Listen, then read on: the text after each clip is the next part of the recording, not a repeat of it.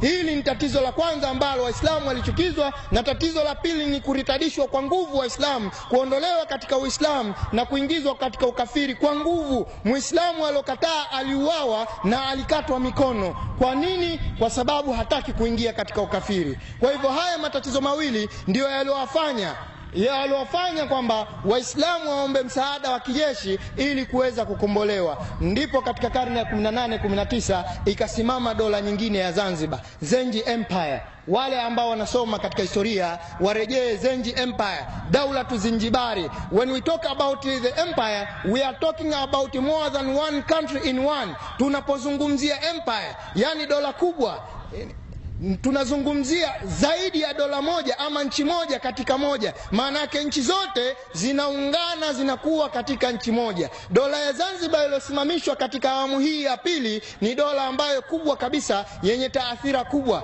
Baada ya Waislamu kuamua kuwaondosha wale kwa sababu ya tatizo la watumwa, Saidi ndio aloamua kuweka mkataba wa kwanza wa kukataza biashara ya utumwa tangu yuko Oman, kabla hajahamisha makao yake makuu kuyaleta hapa Zanzibar mwaka 1822. Akafanya mkataba wa kwanza Hamilton Treaty, na mkataba wa pili alifanya mwaka 1845, yani miaka mitano tu baada ya kuhamia hapa, Morris Bay Treaty. Na mwaka 1846 akataka kunyanyua jeshi ili kupambana kupigana na Wafaransa, kwa sababu ya Wafaransa walikuwa wanaiba watu kutoka bara, wanawapitisha katika bandari ya Zanzibar kuwapeleka katika makoloni yao. Saidi katangaza vita, anataka kupigana vita na Ufaransa kwa ajili ya kuzuia biashara ya utumwa. Lakini baadaye nani kaleta notion ya kwamba Saidi na Waarabu wamefanya biashara ya utumwa? Utakuja kuona baadaye, fatana na mimi katika historia hii. Waislamu chini ya Saidi ndio ikatangazwa dola kubwa kabisa. Ni Saidi alofanya juhudi kubwa kabisa za kuhakikisha Uislamu unaenea katika nchi hii. Chini ya Saidi Uislamu, dola ya Zanzibar ikavuka mipaka, kutoka katika mipaka ya mji wa Komoro, mipaka ya Zimbabwe, mipaka ya Msumbiji, Mombasa. Dola ya Zanzibar sasa ikachukua Omani, ukawa ni mkoa wa Zanzibar. Maana yake amri zinatoka Zanzibar zinakwenda Omani. Zanzibar ndio makao makuu ya dola ya Zanzibar. Pia vile vile mpaka mwingine ulioongezeka, hiyo Tanganyika ni eneo dogo kabisa la dola ya Zanzibar. Mpaka ukaendelea ukafika mpaka nchi ya Nyasa ambayo inaitwa Malawi, ikawa ni eneo dogo kabisa la dola ya Zanzibar, kiasi ukaja msemo likipigwa zumari Zanzibar hudemkwa na walioko Nyasa, kwa maana kwamba ikitoka amri Zanzibar inatekelezwa Nyasa, Malawi inatekelezwa. Na sio hivyo tu, dola ya Zanzibar mpaka wake ikaenda moja kwa moja mpaka katika nchi ya Rwanda, Burundi, Kongo na Uganda. Hizi zote zilikuwa ni mikoa midogo sana ya dola ya Zanzibar. Sasa baadaye utafatana na mimi kuona kwa nini dola ya Zanzibar ya leo tunaozungumzia ni visiwa viwili vya Unguja na Pemba, lakini juzi wenzetu wakakitaka na kisiwa cha Pemba wakichukue, hali ya kuwa kisiwa cha Mombasa wamewapa Wajaruo. Ina maana ibaki Unguja, kesho na kesho kutwa watumeze. Fatana na mimi katika historia. Vipi miji hii ya Zanzibar imekuwa chini ya dola ya Zanzibar? Imam Said alipoamua kusambaza Uislamu Zanzibar vizuri, ukiitazama Stone Town nzima ni kimji kidogo sana, kitongoji kidogo sana, lakini kina misikiti 52. Misikiti ile 52, najua nani kajenga msikiti gani wa kwanza mpaka wa 52. Ni juhudi za Saidi kuwachukua mashehe kutoka Komoro, kuwachukua mashehe kutoka Mombasa, kuwachukua mashehe kutoka Mogadishu, kuwachukua mashehe kutoka Maka na Madina, kuwachukua mashehe kutoka Uturuki na kuwaleta Zanzibar. Hao ndio walojenga misikiti 52 ya Stone Town Zanzibar. Imam Said akamchagua shekhe wa kwanza kabisa, Sheikh Muhiddin ibn Abdallah al-Qahtani kuwa shekhe mkuu na kadhi wa dola ya Zanzibar wa kwanza.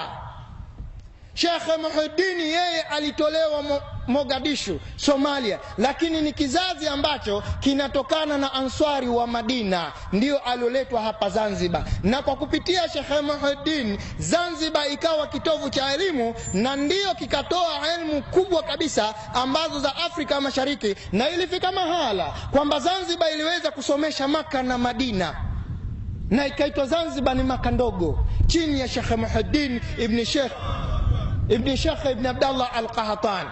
Maka ndogo. Kwa nini iliitwa Maka ndogo? Ni yeye Sheikh Muhiddin ibn Abdallah al-Qahtani ndio aliojenga msikiti wa Malindi wa Ijumaa Malindi. Kasome matangazo ya Sheikh msikiti wa Ijumaa, utapata habari zake pale.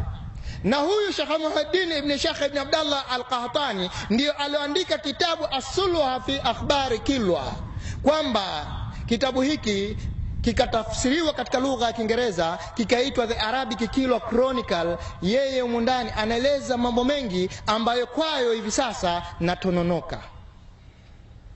Waislamu, kwa kupitia kwa Sheikh Muhiddin sasa Saidi akampeleka Sheikh Ahmed Ibrahim kwa Kabaka Sunna wa pili mwaka 1852.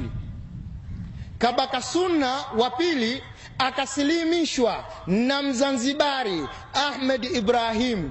Baada ya kusilimu, huyu ni mtawala wa Uganda. Baada ya kusilimu akamsomesha mpaka 56 anakufa Kabaka Sunna. Katazameni habari hizi katika kitabu Spread of Islam in Uganda cha Professor Abdul B. Kasozi. Huyu ni profesa wa chuo kikuu cha Makerere Uganda, ameandika habari hizi. Anasema Kabaka Sunna alihifadhi juzuu 4 za Qur'ani mpaka anafariki. Alipofariki Kabaka Sunna akafuatia Kabaka Mukabya Mutesa wa kwanza. Yeye Kabaka Mukabya Mutesa ndio aliyotangaza Zanzibar, aliyotangaza Uganda ni Islamic State as a part of Zanzibar Empire, ni dola ya Kiislamu, ni sehemu ndogo ya dola ya Zanzibar. Lakini si hivyo tu, Sheikh Salim Abdallah alipelekwa katika jimbo la Nkota Malawi, na utaona Malawi mpaka leo ina chimbuko la Uislamu kwa sababu ya Sheikh Salim Abdallah aliyopelekwa na Saidi, na yeye ndio aliutangaza Uislamu katika nchi ya Malawi. Lakini sio hivyo tu, baadaye alipelekwa mtoto wa Mzee Juma Murjid. Huyu amezaliwa Stone Town, baadaye kabisa amezaliwa Stone Town, Muhammad ibn Ahmed ibn Murjid. Wanamfahamu wana historia kwa jina la Tiptipu. Amezaliwa Stone Town Baghani pale mwaka 1830 na amekufa mwaka 1905. Yeye aliteuliwa kuwa gavana wa kwanza wa dola ya Zanzibar katika nchi ya Kongo, katika jimbo la Kasongo, na kwa kupitia yeye Muhammad bin Murjid Tiptipu ndio saidiana na Sheikh Muhammad Halfani al-Barwani wa Shangani pale Baghani tena Mzanzibari, kwenda kuikomboa nchi ya Rwanda na Burundi na kuutangaza Uislamu. Hivi sasa ninavyozungumza leo hii, ukienda Rwanda na Burundi unapokelewa. Maana yake ukitoka huku ukiwa ni Muislamu, tena nzuri zaidi ukiwa ni Mzanzibari, una heshima kubwa sana kwa kina Kagame kuliko kitu kingine, kwa sababu ya historia hii. Lakini wewe maskini ya Mungu hujui kwa nini unaheshimika namna hii. Lakini leo katika jimbo la Kasongo pia ndio jimbo linaitwa la Waswahili, ni jimbo la Wazanzibari. Leo hii ukienda Uganda unakuta katika sehemu ambayo ya ikulu ya Uganda ya Kabaka, ni ikulu ambayo ilikuwa na msikiti. Ule msikiti ulijengwa na Wazanzibari. Leo hii ukienda katika jimbo la Karenga, Iringa, alipelekwa tena Muhammad Halfani al-Barwani akashirikiane na Chifu Abdallah Mkwawa bin Muigumba, ambaye leo tunaitwa chifu. Huyu ni chifu wa Wahehe tu. Huyu alikuwa ni chifu wa Wahehe lakini chini ya dola ya Zanzibar. Ngome yake kubwa imejengwa na Wazanzibari, na hata architecture structure ya kujengwa kwa ngome ile imejengwa ni architecture ya Kizanzibari. Pia vile vile ukienda Tabora, katika jimbo ambalo alipelekwa Thnei bin Amir al-Harithi. Ukiona tembe ya Tabora, Thnei bin Amir al-Harithi ni Mzanzibari wa Shangani ambaye amepelekwa pale Tabora katika jimbo hili. Yeye akaujenga mji ule na pia vile vile akaifanya dola ya Kiislamu, na pale ndipo palipokuwa kuna kituo maalum kwa ajili ya kutangazia Uislamu katika mwambao, katika sehemu ya Afrika Mashariki na Kati. Hii ni kazi ambayo imefanyika kubwa sana. Hizi ni nchi zote zilikuwa chini ya dola ya Zanzibar. Waislamu wa Zanzibar ndio waliojenga mji wa Dar es Salaam.